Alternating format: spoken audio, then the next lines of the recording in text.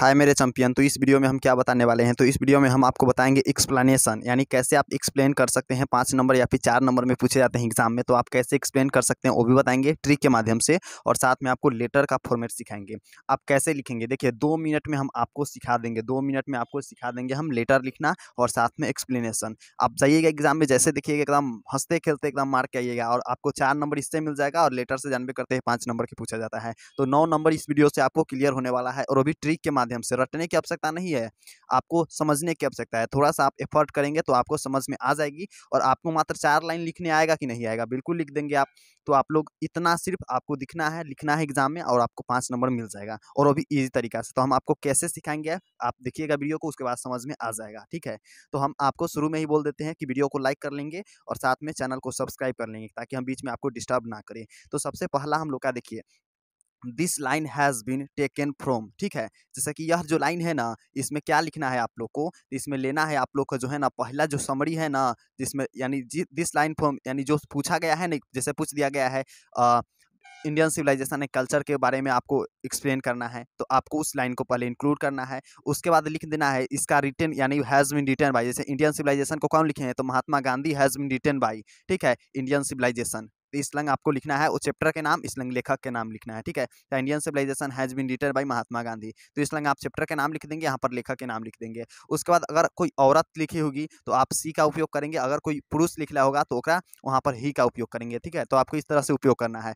उसके बाद great writer के मतलब क्या होगा, यह जो है ना, यह जो है एक महान राइटर है। आपको इस तरह से देखिए, बढ़ा चढ़ा कर जितना एग्जाम में लिखिएगा ना, उतना ज़्यादा समझ में आएगा। तो क्या लिखना है, अगर औरत होगी तो सी का उपयोग करना है, अगर पुरुष होगी तो आपको सी का उपयोग करना है। तो आप लिख दीजिए जैसे he is a great writer, यानी ग्रेटर राइटर, एक महान लेखक है। ठीक है, उसके बाद आपको क्या रखना है, फिर यहाँ पर देखना है लड़का है कि सॉरी, इसका यहाँ मेल है कि पुरुष है।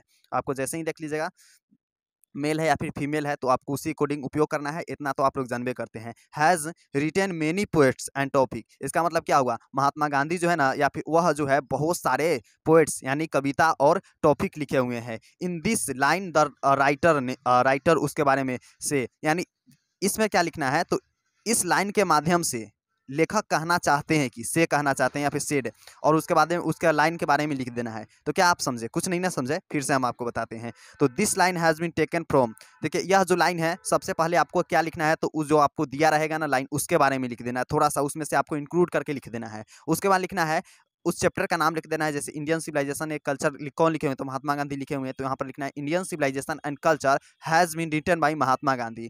ही is a great writer, he has written many poets and topic in this line the writer। इसके बाद लिखना है इन दिस लाइन राइटर, मतलब इस लाइन के माध्यम से लेखक कहना चाहते हैं कि, उसके बाद आपको उसके बारे में थोड़ा सा लिख देना है। बस आपको 4 नंबर यहाँ से फिक्स हो जाएगा। क्या हो जाएगा, 4 नंबर फिक्स हो जाएगा। तो आपको रटना कितना है, तो बस इतना रट के जाइए और 4 नंबर उठा के आइए, तो कितना ईजी हो गया। तो आपको सिर्फ लिखना है, पहला इहो भी आपको नहीं रटना है, आपको उसी के बारे में लिखना है। उसके बाद लिखना है Indian civilisation has been written by, आपको इतना याद रखना है। फिर लिखना है she is a great writer या फिर he is a great writer, he is poet, यानी कि आपको बढ़ा चढ़ाकर जितना लिखेगा ना, उतना एग्जाम में मार्क्स मिलेगा। ठीक है, आगे हम लोग देखेंगे। तो आगे हम लोग का क्या है, तो ये जो है ना, ये वाला है लेटर फॉर्मेट। ठीक है, लेटर फॉर्मेट आप क्या होता है, आपको एक्सप्लेन करेंगे। ठीक है, तो सबसे पहले हम लोग का लेटर फॉर्मेट में क्या आ जाएगा, तो देखिए सबसे पहले आपको लिखना है एग्जामिनेशन हॉल। क्या लिखना है, एग्जामिनेशन हॉल लिखना है सबसे पहले, क्योंकि आप जो है ना किसी के पास नहीं लिख रहे हैं, बल्कि एग्जामिनेशन हॉल में लिखने हैं, इसलिए आपको ऊपर लिख देना है एग्जामिनेशन हॉल। आप जब जा रहे हैं एग्जाम देने, उसका डेट यहाँ पर लिख देना है। जैसे मान लीजिए 5 तारीख आप जा रहे हैं एग्जाम देने, तो लिख देना है 5 तारीख 2वां महीना 2024। ठीक है, इस तरह से आपको लिख देना है। उसके बाद डियर, डियर की जगह क्या लिखना है, ब्रदर के पास, यानी भाई के पास लिख रहे हैं तो ब्रदर लिखेंगे। डियर फ्रेंड के, किसी रमेश के पास लिख रहे हैं, किसी दोस्त के पास, तो आपको दोस्त के पास लिखना है। और जो भी इसका उपयोग, जहाँ जिसके पास आप लिख रहे हैं ना, तो उसके पास लिख देना है। अगर एग्जाम में लिख रहे हैं तो यहाँ पर डैश दे दीजिएगा। ठीक है, चाहे ABCD लिख दीजिएगा। क्या लिख दीजिएगा, ABC, इस तरह से आप लिख दीजिएगा। तो आपको सबसे पहले एग्जामिनेशन हॉल लिखना है, देन आफ्टर आपको लिखना है डेट, और जिस दिन आप एग्जाम दे रहे हैं उसी दिन का डेट लिखिएगा। उसके बाद यहाँ पर डियर जो है ना, डैश दे दीजिएगा, या फिर रमेश के किसी का नाम लिख दीजिएगा, चाहे डैश से आप दे दीजिएगा। ठीक है, ABCD लिख दीजिएगा। ABCD ज़्यादातर उपयोग होता है, क्योंकि आपको एग्जामिनेशन को देखने में आसानी होती है कि हाँ बच्चा ABCD लिखा है, नाम नहीं लिखा है, क्योंकि नाम से आप थोड़ा समझ जाते हैं ना कि बुड़बक टाइप का लड़का है, इस तरह से आपको समझेगा।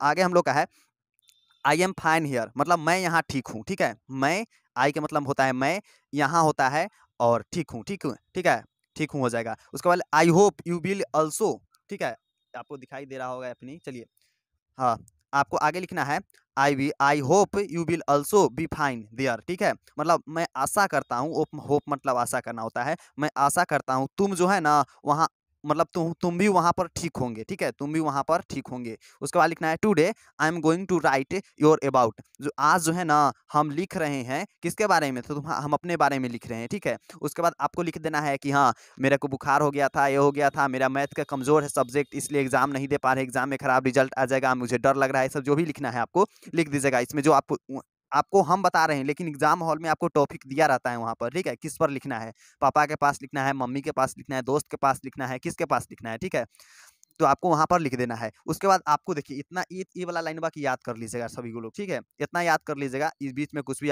इंक्लूड कर दीजिए, नंबर मिलेगा, ठीक है। तो आगे हम लोग का देखना है I shall write your next letter after 1 month, क्या है, तो I shall write your next letter after 1 month, मतलब जो है ना मैं जो दूसरा लेटर तुम्हें लिखूंगा, मैं जो दूसरा लेटर मतलब अगला लेटर लिखूंगा 1 महीना बाद, कब लिखूंगा, तो 1 महीना बाद। देखिए हम आपको समझा भी सकता हूँ लेकिन आप इतना समझ सकते हैं, तो आई शैल राइट मतलब क्या होता है, लिखना होता है तुम्हें, नेक्स्ट लेटर आफ्टर के मतलब बाद में, 1 महीना, ठीक है, एक के मतलब एक हो जाएगा, तो इस तरह से आपको लिख देना है आई सेल मतलब 1 महीना बाद तुम्हें लेटर लिखूंगा। नेक्स्ट है please reply to this letter I shall wait for you reply, ठीक है, जो है ना प्लीज मतलब जो यह लेटर है ना, दिस मतलब यह होता है, यह लेटर का आप जवाब दीजिए प्लीज, ठीक है, कृपया करके आप इस लेटर का जवाब दीजिए, मैं आपका जो है ना लेटर का वेट करूंगा, ठीक है, वेट करूंगा योर लेटर, ठीक है, I shall wait for your reply, मैं तुम्हारा रिप्लाई का वेट करूंगा या फिर लेटर का वेट करूंगा। Please convey my regard to elders and sweets love to youngers, मतलब जो है ना मेरा आशीर्वाद और प्यार बना रहे बड़े और छोटे पर, इस तरह से आपको लिख देना है। तो आप इसका शॉर्ट स्क्रीन ले लेंगे या फिर ग्रुप में आपको मिल जाएगा टेलीग्राम का लिंक, व्हाट्सअप का मिल जाएगा, तो आप ज्वाइन कीजिए, वहां पर हम इसका पीडीएफ डाल दिए हैं, तो आप लोग वहां से डाउनलोड कर सकते हैं।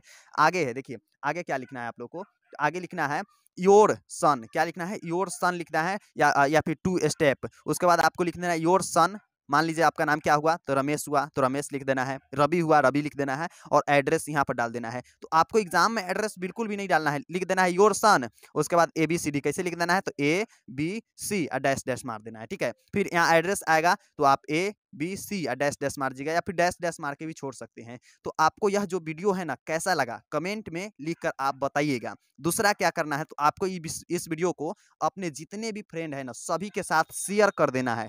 शेयर करने के लिए हम क्यों बोल रहे हैं, ताकि उनका भी हेल्प हो सके, और साथ में अगर चैनल पर पहली बार हैं सब्सक्राइब कर ही लेंगे। सब्सक्राइब करने से आपको बेनिफिट क्या होगा कि हर एग्जाम से रिलेटेड हर एक अपडेट आपको मिलता रहेगा, और दूसरा क्या है कि हम आपको भाई की तरह एकदम अच्छे से समझाता हूँ, आपकी लैंग्वेज में, जो आपको लैंग्वेज में समझ में आए उसी लैंग्वेज में समझाता हूँ। तो इसलिए आप इस चैनल को सब्सक्राइब जरूर कीजिएगा अगर आपको बेनिफिट लगे तो चलिए हम मिलते हैं अगला वीडियो में, तब तक के लिए love you and bye bye student.